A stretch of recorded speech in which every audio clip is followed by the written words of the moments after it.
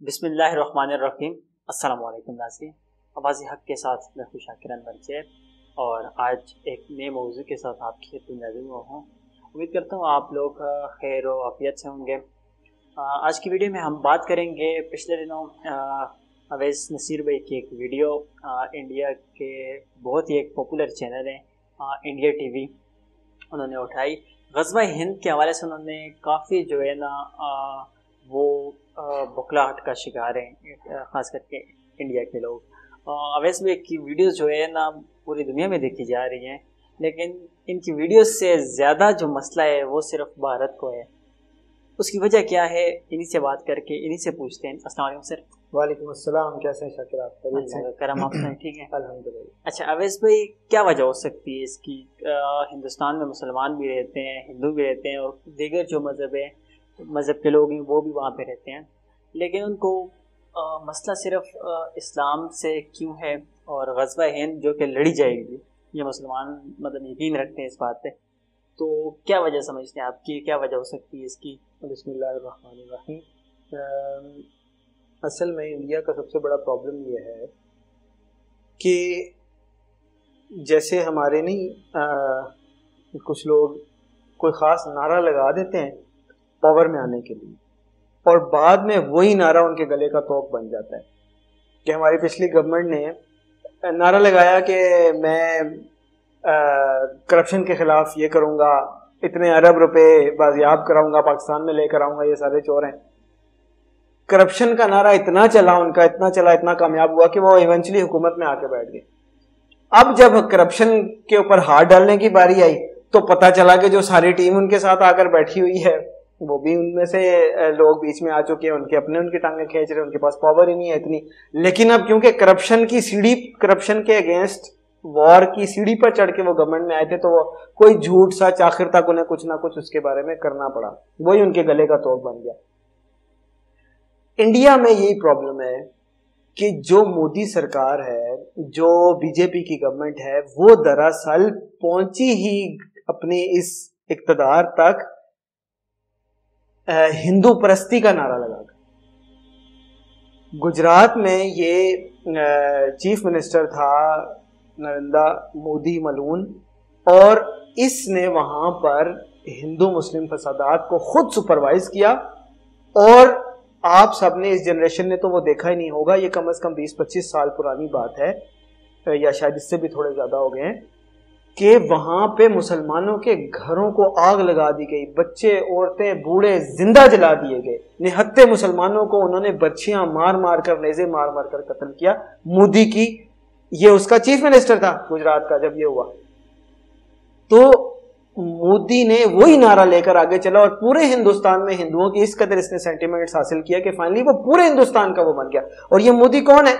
اس کا امریکہ میں داخلہ منع تھا، ٹیررسٹ قرار دیا گیا تھا، انٹرنیشنلی ریکگنائزڈ ٹیررسٹ تھا۔ یہ کوئی چھوٹی بات نہیں ہے، کسی ملک کا کون سربراہ بن جائے جو انٹرنیشنلی ریکگنائزڈ ٹیررسٹ ہو۔ جب یہ پرائم منسٹر بنا ہے، اس کے بعد امریکہ نے اس کی انٹری الاؤ کی ہے دوبارہ سے اس کو، اور بعد میں انہوں نے دیکھا کہ یہ تمہارے بڑے کام کا ہے۔ وہی مودی صاحب جو ہے نا وہ امن کے بھاشن دیتے ہیں۔ ہاں، وہ امن کے بھاشن تو مجھے تو نہیں نظر آیا ان کے امن کے بھاشن، وہ تو بات ہی یہی کرتے ہیں کہ مسلمانوں کی پروفائلنگ، ہم مسلمانوں کو یہاں سے، اور وہ گھس بیٹھیوں کو نکال کر باہر پھینک دیں گے، کام کر رہے ہیں۔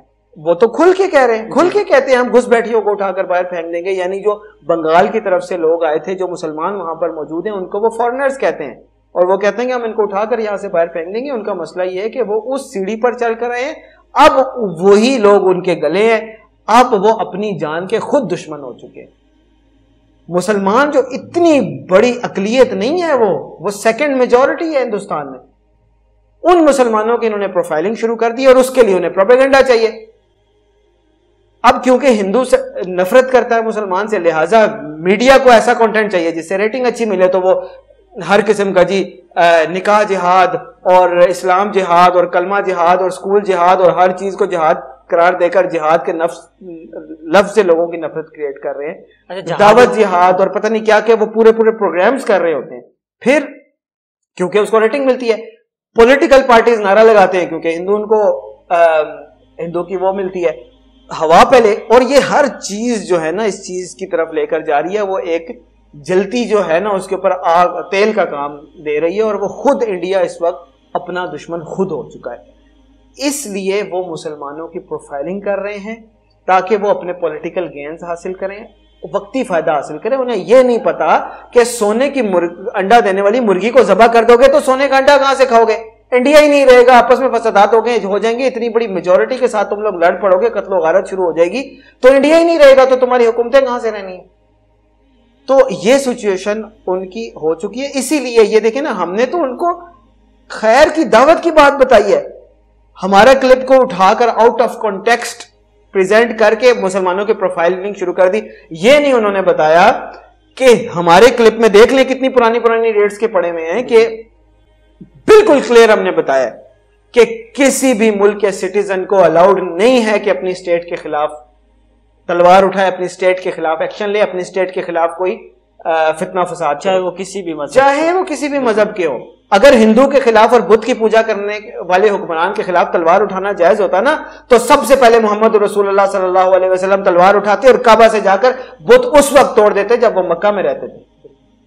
ان کی بیٹی حضرت سمیہ رضی اللہ تعالیٰ عنہ کو شہید کر دیا جاتا ہے، محمد رسول اللہ بدلہ بھی نہیں لیتے. بلال رضی اللہ تعالیٰ عنہ کوئلوں کے اوپر لٹا دیے جاتے ہیں اور ان کی چربی سے ان کے کوئلے بجھتے ہیں، اس کے اوپر کافر کھڑا ہو جاتا ہے، ہندو کھڑا ہو جاتا ہے. محمد رسول اللہ صلی اللہ علیہ وسلم کوئی ایکشن نہیں لیتے، صبر کی تلقین کرتے ہیں. اندازہ لگائیں آپ، اس قدر سچویشن میں صبر کی تلقین فرما رہے ہیں اور صحابہ کو کہہ رہے ہیں کہ تم لوگ جلدی کر رہے ہیں. پھر آخر یہ ہوتا ہے اللہ تعالیٰ صورت پیدا فرماتا ہے، وہ وہاں سے ہجرت کر جاتے ہیں جب ظلم و ستم اس قدر بڑھ جاتا ہے کہ پھر انہیں جانا پڑتا ہے وہاں سے. جیسے ہندوستان میں ظلم و ستم اس قدر بڑھ گیا کہ پھر ہمیں اپنی سرزمین الگ کرنی پڑی، مسلمانوں کا ان کے ساتھ رہنا امپاسبل ہو گیا. اور اب پیچھے سے آ کے کوئی ہمارے ساتھ ملتا ہے تو سو بسم اللہ. لیکن وہاں کے لوگوں کو اجازت پھر بھی نہیں تھی کہ اندر سے بغاوت کریں.